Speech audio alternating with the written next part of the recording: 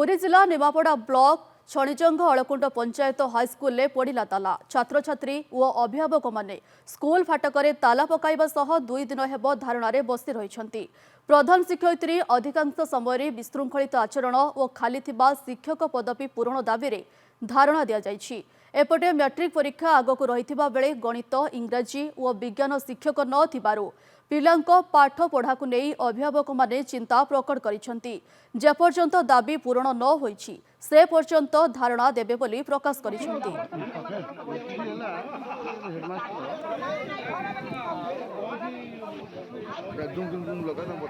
दशम क्लास आम 2 मास पर परीक्षा देबू आम केवल आम कौन दशम रे खेब भूगोल इतिहास साहित्य साहित्य पढ़ी आम परीक्षा देबू आम इंग्लीश पढ़ा हेनी आम साइंस पढ़ा हेनी कहला कौन से आम स्कूल के टीचर आसबेनी कहला सब बेले टीचर भितर झगड़ा लगे नड़िया बस कहे कि भाषा भाषा सदासदी करेंगे आम से स्कूल आस कौन शिखु आम स्कूल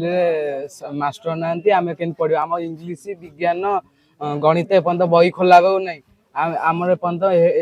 हेडमिस्ट्री से टीचर आना आम पढ़ू कौन आम भविष्य पुणी नष्ट आमर गोटे हेडमिस्टर आम भी पाठ पढ़ाऊे माने टोटाली व्यवहार ठीक ना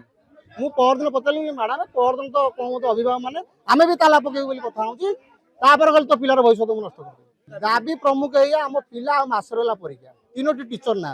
मैडम तो आमको धमक दूसरी ताली मैंने शासन चलती